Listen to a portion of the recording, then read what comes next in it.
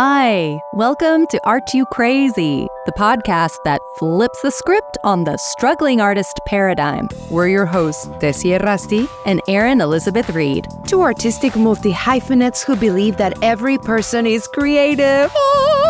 And every creative should pursue their passions. Each episode, we shine a light on our and others' creative journeys along the pathway to personal success. If living a life of creative purpose sounds daring, then yeah, you could call us crazy. We embrace it. And we want to know, aren't you crazy too? No, seriously. 'Cause we are.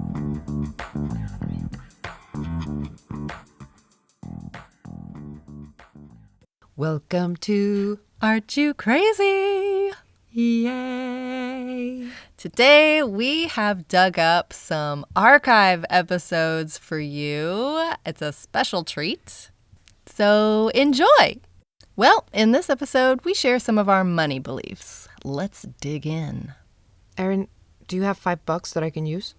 To pay the bills I have to pay, and it's sad. And still I'm not making enough money to even pay my acting softwares. That's too bad.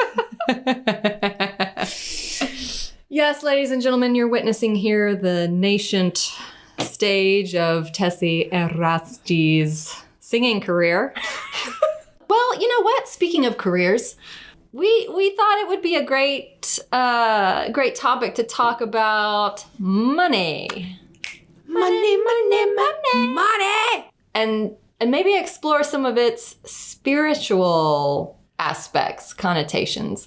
Not spiritual in a religious way, but spiritual in the what is like people's belief systems with related to money. How does money make you feel? Yeah, it's so interesting, right? Everybody feels in a different way towards money. I'm sure Oprah doesn't feel the same way that we feel. Well, who knows? I mean, it's such an individual experience, but I think everybody does feel a certain way about money. Yeah.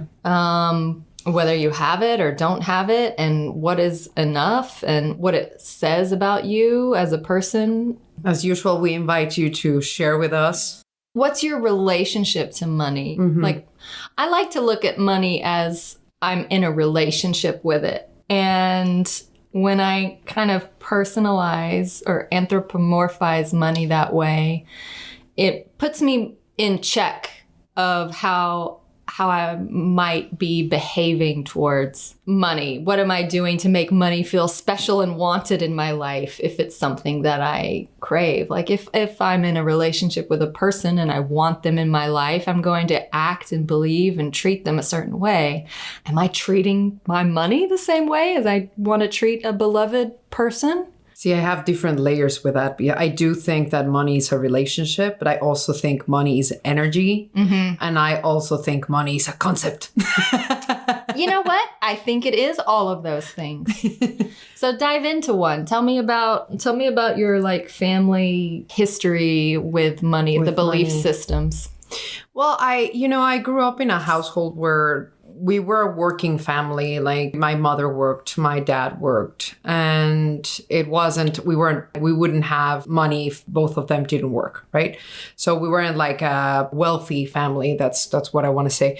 We weren't very poor either, but it was like this aspect of like, you have to really, really work hard every day to get it. Money will never come easy. Money will never grow in trees. You have to really kill yourself in order to get it. And I find myself repeating those patterns today. The only way that I can bring money into my life, into my household, is by killing myself in the process. And like by not finding balance in the work hours that I do, getting everything and possible without like finding the balance, not only in the time, but also in the negotiations that I do. And maybe the time that I would spend doing something to get less money, but spending more hours doing it, I could repurpose that into something else that could maybe give me more profit in a more expansive way, spiritually and mentally and artistically. You know what I mean?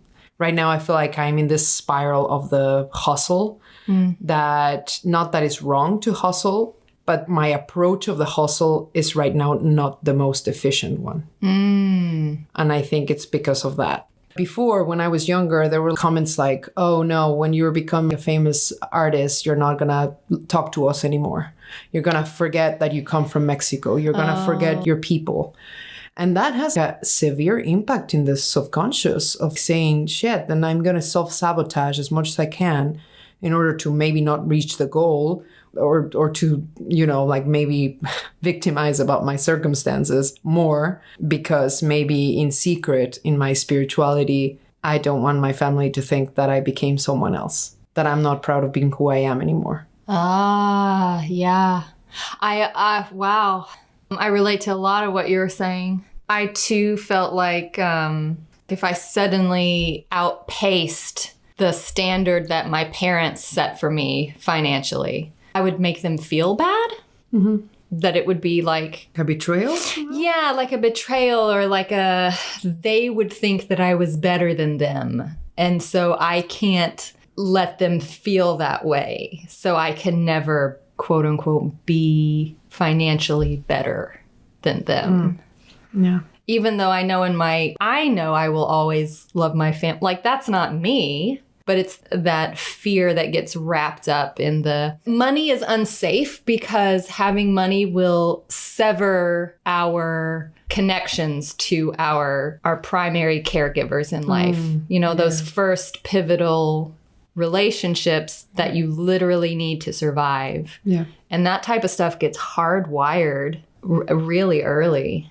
That you're going to somehow change and become this entitled, evil person. That's something that I grew up with. People with money are shitty people. Oh, yeah. They think only about themselves. They don't help others. They don't empower others. So you're going to become like that. And you're going to be this pretentious bitch that drives a Lamborghini and then only cares about nails. Which, when I think of it now, even if I could buy a Lamborghini right now, I'm manifesting for myself. I would not be thinking about nails. Like... Really? And probably the Lamborghini will be driven by somebody taking me to the Cannes Festival. Oh, yeah. The only nails you'll be worrying about are construction nails in the road, slashing the tires of your Lamborghini. Those are the ones you worry about. My eldest brother, he's a successful lawyer, and he is the only one that... He was doing those things of like, no, maybe I'll just let myself be exploited in a lawyer's cabinet because I'm an intern. So they're going to pay me whatever they want and exploit me however they want. And then, there is certain, you as a former lawyer, that there's a certain steps that you need to grow in order to become like senior and junior and like associate. Like inside the firm. Inside the firms. So he felt like he was giving too much, and he wasn't growing. And then one day he gets the opportunity to do corporate law, which is money, money, money law, corporate law, capitalistic, fuck, and then, he was called to represent cigarettes. And we're not smokers. We're like, he was the one that would go into the parties and break the cigarette that you would have in your mouth because he felt that it was not good for your health. And then later on, he completely evolved into this unapologetic, beautiful person that is like, you can't pay me what I'm worth? No worries. Can you pay 20 minutes of my time? I'll give you a discount. You can't pay for the hour? You pay for 20 minutes. And you have 20 minutes. Mm-hmm. You want me to do all this work for tomorrow, but guess what? I'm not an octopus. So can you give me 2 people to help me? If not, you can give me the whole month to do it. And I'll deliver the same results. Great. But those boundaries, I don't have them. It takes a lot of practice. For me, the things like, oh no, I'm probably not going to go buy this beautiful piece of clothing because maybe I cannot afford it or I will go into debt. And he's like, buy it. You only live once. You'll figure it out. The money will shower, queen. And I'm like, I need to be more confident that what I have to offer is worth a lot of money. And and he also told me one day, like, your essence is never going to change. Yeah. Yeah. I know that you will help people and I know that you will empower others. And I know that because that's who you are. Yeah. I won't talk in absolutes, so I won't say never. But I do believe that mostly money doesn't change who you are. It's going to amplify who you are. And so it will amplify your good qualities as well as probably amplify where you personally struggle. Like the things that get by with today in your current situation might be amplified as well. And you realize like, oh, this is now going to create a bigger negative ripple effect in my life if I don't address it. It's a tool. It's a tool. Yeah, exactly. Now, sometimes I don't see it as a tool. I see it like something that might define my entire being. And it's like, no, it's just freedom.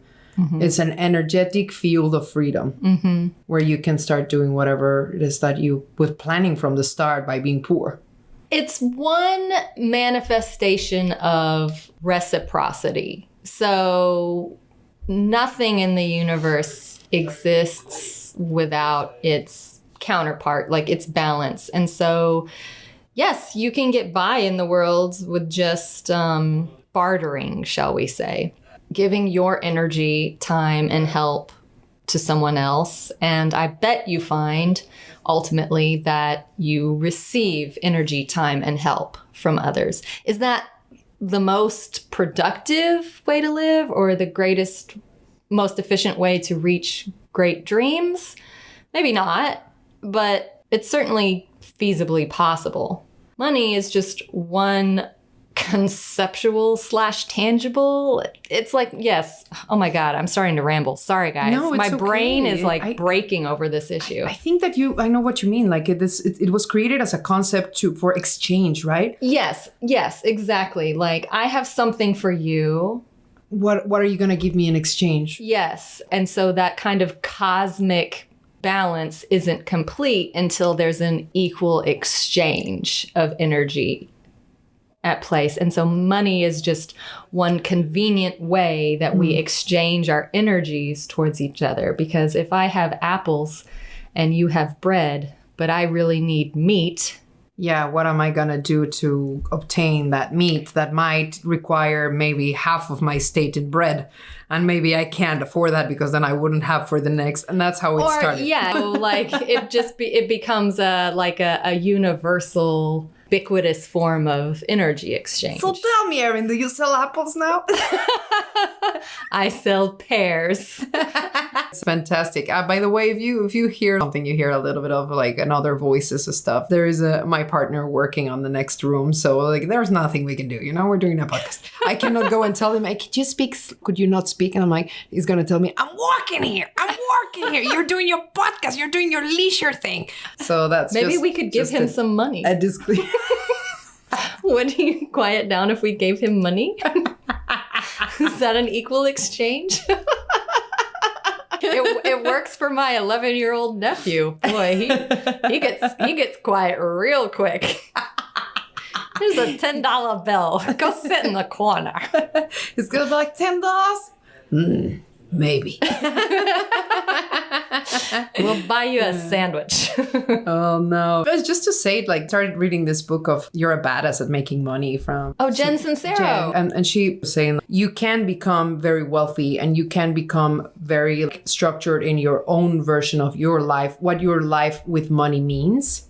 It doesn't have to compare to any other person's life with money, but you need to be able to get really uncomfortable. To bring out all of those ideas and spiritual values or whatever it is to the light so that you can acknowledge them and then you be aware of them and then you start working around. Yeah. The time that we spend getting coupons, a deal, or to do this and that. And all of that time, if it was spent in nurturing an idea that could give you money or an endeavor that gives you money, would be better spent than the time cutting coupons. So it's confronting and it's very confronting. Yeah, it's confronting work. Because it's never just one, it's always a multitude. One belief I found that I had around money, I uncovered that I had this belief because my father was the one who, even though both my parents worked, we were working class, my father was the one that handled the finances. My mom turned over her paycheck to him.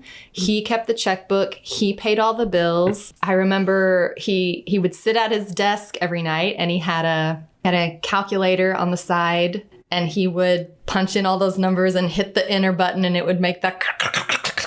sound like, And he was always very secretive about it. It was like the children couldn't know, but I also felt, as the oldest specifically, I interpreted that also women and girls couldn't know. Money was not our province. It became this mysterious thing. Mm-hmm.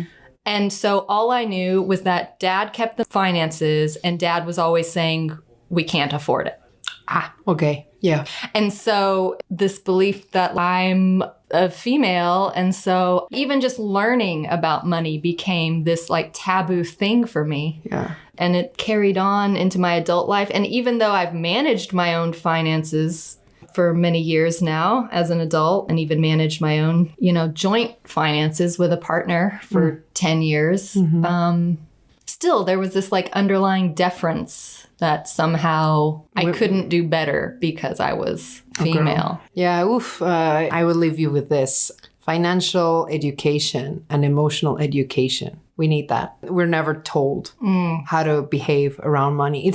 Isn't it fantastic that it takes you to become 20, 25, or 27 or something, that you have a rent to pay, you have student debt, or whatever you have, and it takes that place to start to think about how are you going to handle and behave and connect to money. But if it was taught at school, maybe we would come with a better plan before exiting college. Have a better plan of how to make the little money that we have, or the money that we make in the cafeteria to pay for our school bills, to make it work. Yeah. To have to invest it in something else that is giving us money passively. In the meantime, we keep on paying for the bills. It's the never-ending story. Hey, I'm sure you loved this episode. Before you go, here are 3 ways you can help us keep things crazy. You could just leave us a rating or share this episode so more people can access this content. Easy peasy, right? Feeling ultra crazy? Donate to the show by clicking the link provided in the podcast description or on our Instagram's bio. I'm sure you will. Stay crazy out there, y'all. Stay crazy!